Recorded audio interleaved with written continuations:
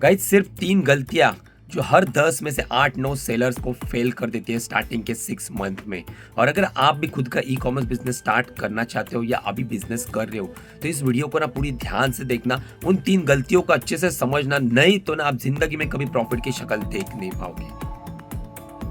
Hey guys, आप सभी का स्वागत है हमारे 30 डेज व्लॉगिंग चैलेंज में, जिसका आज है 16वां दिन। और आज की इस वीडियो है ना बहुत ही इंपॉर्टेंट टॉपिक के ऊपर होने वाली है, क्योंकि हर 100 में से 90 सेलर्स ई कॉमर्स बिजनेस में फेल हो जाते हैं स्टार्टिंग के 6 महीने में। तो वो क्या मिस्टेक करते हैं जिसके कारण वो 6 महीने में उनके दुकान को ताला लग जाता है, फिर घर पे बैठते कोसते हैं कि ऑनलाइन बिजनेस में कभी कोई प्रॉफिटेबल होता नहीं है, ये एक स्कैमिंग वाला बिजनेस है। ऑनलाइन बिजनेस स्टार्ट कैसे करना है ये तो आपको पता है, आप कहीं से भी पैसा लाओगे, लिस्टिंग कैसे करनी है वो आप सीख लोगे, लेकिन कुछ मिस्टेक्स रहते हैं ई कॉमर्स बिजनेस में, वो ना 10 में से हर 8-9 सेलर करते हैं, जिसके कारण ना जितना भी पैसा वो ई कॉमर्स बिजनेस में लगाते हैं ना सब वर्स्ट हो जाता है, सब लॉस हो जाता है। तो वो मिस्टेक आप ना करो, इसीलिए ये वीडियो में स्पेशली आपके लिए बना रहा हूं। तो चलो सबसे पहले हम आज का हमारा ऑर्डर का काउंट देखेंगे, हमारे ऑर्डर्स देखेंगे, बाद में हम डिटेल में डिस्कस करने वाले एक एक टॉपिक के ऊपर कि वो मिस्टेक आप कैसे अवॉइड करोगे और अपने बिजनेस को ग्रो कर सकते हो। जितने भी हमारे आज का ऑर्डर था ना वो हमने अच्छे से पैक करके रखा है, डिवाइड भी करके रखा है। अभी ये जो है ना ये एक्सप्रेस बी के पार्सल है, यहाँ पे आप देखोगे तो डिलीवरी लॉजिस्टिक के देख लो भाई, डिलीवरी के भी है, और यहाँ पे देखोगे तो ई कॉम एक्सप्रेस के पार्सल है।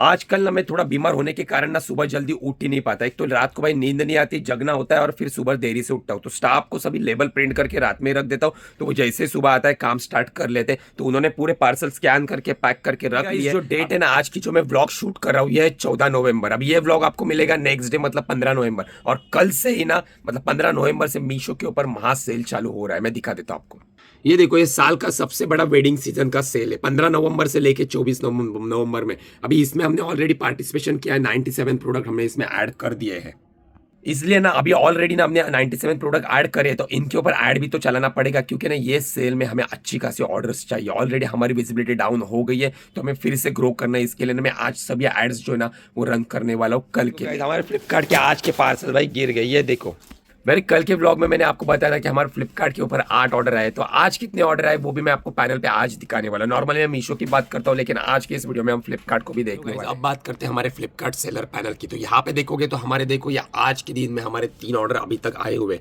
लेकिन जो हम आज डिस्पैच करने वाला काउंट है ना वो देखो 14 काउंट हम आज के दिन में डिस्पैच करने वाले। मतलब कल से 6 ऑर्डर हमें आज ज़्यादा एक्सेप्ट हुए थे। कल हमने 8 ऑर्डर डिस्पैच करे थे, आज के दिन में 14। अब गाइज आप सोचोगे कि भाई इसको इतने जल्दी ऑर्डर ग्रोथ कैसे आ रही है। जैसे मेरा अकाउंट ब्लॉक हुआ था, फिर मेरे को 5-6 ऑर्डर आने स्टार्ट हुए, फिर मेरे को 8 ऑर्डर आए, और आज के दिन में सीधा 14 है। वो उसका भी रीज़न मैं आपको ना शेयर कर देता हूँ, जिसका ये देखो सबसे बड़ा रीज़न भाई 4.1 हमारी रेटिंग है। हमारे प्रोडक्ट के ऊपर काफ़ी अच्छी रेटिंग आ गई है, और ऊपर से जो है ना हमारा प्रोडक्ट एफएश्योर भी आ गया हमारे प्रोडक्ट के ऊपर, इसीलिए फटाफट रिकवर कर रहा है, और इसके ऊपर कस्टमर के ऑर्डर्स भी आ रहे हैं। ना गाइस आपको सॉरी कहना चाहता हूँ, क्योंकि मेरा घसा बैठ गया है, जिसके कारण ना मैं आपको अच्छे से वॉइस क्लियर नहीं दे पा रहा हूँ, लेकिन 2-3 दिन में मे भी ये क्लियर हो जाएगा तो अच्छे से वीडियो बन जाएगी। गाइस अभी हम बात करते हैं हमारे मीशो के ऑर्डर की, कि आज के दिन में हम कितने ऑर्डर डिस्पैच करने वाले हैं मीशो के ऊपर। तो देखो गाइज मैं ऑर्डर सेक्शन में आ गया हूँ, यहाँ पे होल्ड में 0 है, पेंडिंग में आज अच्छे खासे ऑर्डर आए। हमारे दोपहर तक 61 ऑर्डर आए, इसका मतलब 100 के ऊपर हमारे जाने आए, मे बी 150 ऑर्डर्स आज के दिन हम रिसीव कर सकते हैं। और ये देखोगे तो 146 ऑर्डर हम आज के दिन में डिस्पैच करेंगे। अगर आपने कल की वीडियो देखी रहेगी तो उसमें मैंने आपको बताया था कि डिलीवरी बॉय आया ही नहीं था, तो उसके लगभग ना 26-27 पार्सल थे। तो मतलब आज का हमारा जो काउंट है ऑर्डर का वो 120 ऑर्डर का काउंट है फ्रेश। तो दोनों मिला के 146 ऑर्डर डिस्पैच होने वाले। हमारे एक्सप्रेस बी के जितने भी पार्सल है ना वो सक्सेसफुली डिस्पैच हो रहे हैं, और वहाँ पे देखो अपना मिनी फेस भी है ना वो प्रिंट हो रहा है। अभी इस मिनी फेस के ऊपर अपन पिकअप बॉय के साइन लेंगे, नाम, नंबर और साइन, ये तीनों मैंडेटरी हर पिकअप बॉय से लेना जरूरी होता है मीशो पे। हमारे ई कॉम एक्सप्रेस के पार्सल सक्सेसफुली डिस्पैच हो रहे हैं, और यहाँ पे रिटर्न भी आए भाई, वो भी ले रहे हैं। चलो गाइस अभी आ गया वो अपने रिटेल शॉप पे, और अभी बात करने वाला है डिटेल में कि कैसे कुछ सेलर जो स्टार्टिंग के फेस में जो गलतियां करते हैं ना, उनमें से ये एक गलती है जिसके कारण उनका बिजनेस फेल होता है। जो लास्ट वाली गलती बताऊंगा ना वो अच्छे बनाए हुए बिजनेस को भी भाई फ्लॉप कर सकती है। तो भाई ध्यान से सुनना, क्योंकि ये आपके काम की बात कर रहा हूँ मैं। देखो अभी ये हमारा एक प्रोडक्ट है जो हम ऑफलाइन में भी बेचते हैं, ऑनलाइन में बेचते हैं। तो समझो अभी ऑफलाइन में हम बेचते तो हमें क्या 30 40 50 रुपया प्रोडक्ट के पीछे मिल गया, हम दे देते कस्टमर को, क्योंकि हमें यहाँ पे कोई रिटर्न का खर्चा नहीं रहता है, कोई लॉजिस्टिक का खर्चा नहीं रहता है, कोई एक्सपेंसेस नहीं रहता है, या कस्टमर को एक्वायर करने के लिए हमें कोई अलग से कॉस्ट देनी नहीं पड़ती है। इसके कारण हम कंपटीशन के लिए हम 30 40 50 रुपये के लिए बेच देते। लेकिन कुछ सेलर्स रहते ना, उनकी सोच ये रहती है ऑनलाइन बिजनेस में कि अगर हम भी ऑनलाइन बिजनेस में अगर 100 रुपये का प्रोडक्ट ला रहे हो, भाई वो 150 रुपये में बेच देंगे, 50 रुपया मिल गया भाई, बहुत बड़ी बात हो गई। तो वो सीधा हिसाब लगा देते हैं, अगर 200 रुपये का प्रोडक्ट हमने बेचा उसके ऊपर हम 50 रुपये लगा रखेंगे तो 250 रुपये हो गया। तो 250 रुपये के हिसाब से अगर दिन में हम 100 प्रोडक्ट बेच देते तो उसके हिसाब से खुले हमारे 5000 रुपये जुड़ गए, तो 5000 रुपये दिन का प्रॉफिट। लेकिन असलियत तो ये है कि वो 5000 रुपये दिन का प्रॉफिट नहीं, तो वो 5000 रुपये दिन का लॉस हो सकता है। अभी ना मैं आपको थोड़ा कैलकुलेशन भी समझाता हूँ कि कैसे लॉस हो सकता है। देखो अभी ये मान लो ये मेरा 200 रुपये का प्रोडक्ट है, ये मैंने किसी होलसेलर से बाय करा है। अभी मेरी सोच इतनी है कि मेरे को 50 रुपये के हिसाब से 100 पीस बेचना है, 5000 का प्रॉफिट निकालना है। तो अभी स्टार्टिंग में कैलकुलेशन करने ईजी करने के लिए मैं 10 क्वांटिटी का हिसाब कर लेता हूँ। तो मैंने 10 प्रोडक्ट बेच दिया, इधर से ऑर्डर मेरे को 10 ऑर्डर आ गई, मैंने वो भेज दी। अभी उसमें क्या होगा ना, 10 के हिसाब से अभी देखो उसमें मेरा 15% तो मिनिमम आपका कस्टमर रिटर्न होगा, क्योंकि नया प्रोडक्ट आप लिस्ट करोगे तो आपको पता नहीं है उसका कस्टमर रिटर्न कैसे हो सकता है। वो 15 भी हो सकता है, 20 भी हो सकता है। ऐसे भी प्रोडक्ट है जिसका कस्टमर रिटर्न 30 होता है। तो हम मिनिमम 15% पकड़ेंगे। 15% के हिसाब से आपका 300 रुपये कस्टमर रिटर्न के चार्जेस लगेंगे। मतलब 1.5 प्रोडक्ट आप 200 रुपये एक कस्टमर का रिटर्न का लगता है, तो भाई 15% का आपका 300 रुपये कस्टमर रिटर्न में, मतलब 2 पार्सल आपके रिटर्न आ गए मोटा मोटी आप समझो। उसके बाद आपका आरटीओ भी तो होगा, वो 15% का पकड़ लो। आरटीओ 15% का मतलब समझो 3 पार्सल आपके अनडिलीवर हो गए, 7 पार्सल आपके सक्सेसफुली डिलीवर हो गए, उसके ऊपर आपने पैसा बनाया। अभी 7 पार्सल के ऊपर आपने 50 रुपये के हिसाब से 350 रुपये तो नेट अच्छे से मार्जिन बना लिया है। अभी उसमें आपका कस्टमर रिटर्न 15% आ गया, तो उसके हिसाब से 300 रुपये वो 350 में आपका लेस हो गया, तो 50 रुपये नेट प्रॉफिट हो गया। और ये ऑर्डर लाने के लिए आपने एडवर्टाइजिंग के ऊपर भी तो खर्चा पे किया था, तो वो कौन कैलकुलेट करेगा भाई। एक ऑर्डर 2-4 ऑर्डर आपके 300 रुपये में आ जाते हैं, क्योंकि आरओआई नए प्रोडक्ट का इतना बनता ही नहीं।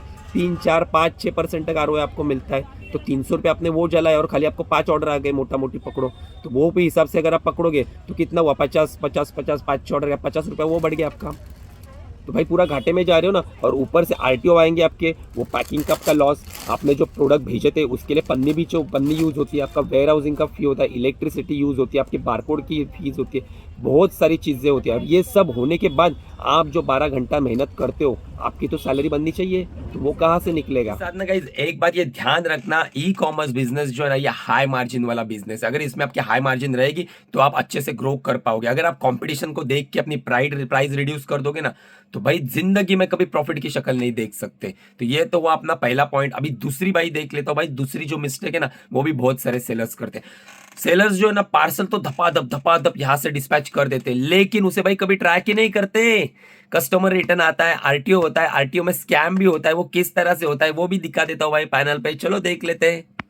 चलो गाइस देख लो, मैं मेरे रिटर्न वाले सेक्शन पे आ गया हूँ। यहाँ पे आप देखोगे ना, तो यहाँ पे एक लॉस्ट वाला सेक्शन है। ये देखो, मैंने बहुत सारे पार्सल के ना ऑलरेडी टिकट रेस करे हुए, जो हम हमेशा ट्रैक करते हैं। हमें जो पार्सल मिलता नहीं है उसका हम क्लेम डाल देते हैं। तो अगर वो लॉजिस्टिक हमें प्रोवाइड नहीं कर पाती है, पीओडी जो रहती है ना, फिजिकल साइन वाली पीओडी, वो नहीं प्रोवाइड करते, तो वो लॉस्ट मार्क कर देते। तो अब ये देखो, ये जो है डिलीवरी के पार्सल है, डिलीवरी का ये सब फेक अटेम्प्ट हुए हैं हमारे पैनल पे, जिसके कारण मैंने टिकट रेस करा था। अभी इसका बैंक सेटलमेंट देखो, 21 तारीख को मेरे को इसका पैसा आना, 10 नवंबर को लॉस्ट हो गया, तो 10 नवंबर के बाद इसका पैसा मेरे अकाउंट में भी आएगा। ये पार्सल के ऊपर मैंने ध्यान दिया नहीं रहता ना, अगर मेरे पैनल पे बहुत सारे फेक अटेम्प्ट रहते और मैं उसके अगेंस्ट टिकट रेस नहीं करता ना, तो क्या होता ना, मेरे सभी पार्सल जो है ना वो डिस्पोज हो जाते। दिखा देता हूँ वो वाला भी सेक्शन आपको। एग्जैक्टली लॉस्ट के बगल में देखो डिस्पोज वाला सेक्शन है। हमारे तो अभी यहाँ पे कोई भी डिस्पोज वाला है नहीं, क्योंकि हम हमेशा ट्रैक करते रहते हैं हमारे पार्सल को। लेकिन अगर आप ट्रैक नहीं करोगे ना, तो आपके भाई 10 पार्सल हो, 15 पार्सल हो, जितने भी फेक अटेम्प्ट होंगे ना, अगर उस पर ध्यान दिया नहीं ना, सब पार्सल डिस्पोज में जाएंगे और उसका आपको 1 रुपया भी नहीं मिलेगा। जीरो, पूरा टोटल लॉस। साथ में रिटर्न पार्सल रहेगा तो उसका 200 रुपये शिपिंग चार्जेस अलग से, पार्सल तो कभी मिलेगा ही नहीं। बात करते हैं हमारे तीसरे पॉइंट की, जो सबसे इंपॉर्टेंट है भाई, और मेजरली ना बहुत सारे नए सेलर है ना ये गलती करते हैं, और मैंने भी अपने अर्ली स्टेज में ये गलती करी थी, लेकिन उससे मैंने सबक सीखा और इस गलती को मैंने सुधार ला। ये गलती इतनी बड़ी है ना गाइस कि आपके बनाए हुए धंधे को भी चुटकियों में खत्म कर सकती है। आप इस साल शायद से 1 करोड़ का धंधा बना लो, लेकिन अगले साल अगर आपका धंधा ना जीरो भी हो सकता है। आप चाहे अमेजोन के ऊपर काम करो, फ्लिपकार्ट के ऊपर काम करो, मीशो के ऊपर काम करो, अगर आपने भी ये गलती करी है ना तो आपका धंधा खतरे में है। तो वो गलती है गाइस ब्रांड रजिस्ट्री। अगर आप खुद की ब्रांड रजिस्ट्री नहीं करोगे, खुद का ट्रेडमार्क नहीं लाओगे, तो कभी भी आपका अकाउंट सस्पेंड हो सकता है, कभी भी आपका अकाउंट डीएक्टिवेट हो सकता है, कभी भी आपकी लिस्टिंग खत्म हो सकती है। यही बात कि इस ब्रांड रजिस्ट्री को करते कैसे और क्या गलती हमने स्टार्टिंग के फेस में करी, तो ये डिटेल में आपके साथ शेयर करूंगा। लेकिन ये ऑलरेडी वीडियो बड़ी हो जाएगी, इसीलिए ना इसके ऊपर मैं डेडिकेटेड वीडियो लाऊंगा। आपको सिर्फ करना है इस वीडियो के ऊपर 100 लाइक, जो कि मुझे पता है आप आराम से कर दो, क्योंकि भाई टारगेट भी छोटा है। 100 लाइक्स आप चुटकियों में करवा दोगे। तो अभी अपन ना देखने वाले हमारे रिसेंट कुछ कमेंट्स आए, तो उसमें से कुछ कमेंट्स को मैं लाइव इस वीडियो में आंसर करने। ये अपनी एक वीडियो है, इसके ऊपर एक भाई है तबरेज सुविधा करके, भाई ने बोला है wrong information is very dangerous for online business. You said invoice is not applicable for shipping is a wrong information. क्या बात करते हो भाई तुम? ऑनलाइन बिजनेस से 1 करोड़ का धंधा बनाया भाई, वो हिसाब से जोड़ ले भाई। एक दिन का 27,777 रुपए का धंधा बनाता हूं मैं, और वो भी सिर्फ एक मार्केट प्लेस से। और कहीं पे भी भाई मैंडेटरी लिखा नहीं है कि आपको इनवॉइस आपके पार्सल के ऊपर पेस्ट करना है। खुद मीशो फ्लिपकार्ट वाले बोलते हैं कि आपको इनवॉइस कट करके पार्सल के अंदर डाल देना है। और भाई रही बात इनवॉइस की ना, भाई नहीं डाल दिया ना तो भी कोई इशू नहीं है, क्योंकि ना आज की तारीख में जितने भी कस्टमर ऑनलाइन शॉपिंग करते हैं ना, तो ई इनवॉइस मार्केट प्लेस के थ्रू उनके ईमेल आईडी पे सेंड हो जाती है, वो भी वैलिड होती है। गाइस आपको मेरा अश्लील ग्रोवर वाला डायलॉग कैसा लगा भाई कमेंट्स में बता देना। चलो भाई नेक्स्ट कमेंट ले लेते हैं। ये अपनी 30 डेज ई कॉमर्स प्रॉफिट वाली वीडियो है, जिसमें एक अपने भाई है सचिन कदम करके, उन्होंने कमेंट्स करा हुआ है, मित्रा एक सजेशन हवं होतं, मलाही अमेझॉनवर सेलर बनायचं आहे, तर ट्रेडमार्क नसेल तर आपण जेनेरिक प्रोडक्टमध्ये सुरुवात करून प्रॉफिटेबल होऊ शकतो का? तसेच तुझ्या व्लॉगचं कंटेंट खूप छान आहे मित्रा, तुला खूप खूप शुभेच्छा, अशीच प्रगती करत राहा, एक दिवस तुमचा बिझनेस प्रॉफिट खूप मोठा होईल, 18 लाख नाही तर 18 करोड। थँक्यू सो मच भाई। तर मित्रा मला तुझा प्रश्न समजलेला आहे, तुला जेनेरिकमध्ये काम करायचं आहे, पण खरं तर ना जेनेरिकमध्ये प्रॉफिट बनवणं थोडं टफ आहे, पण तू बनवू शकतोस प्रॉफिट।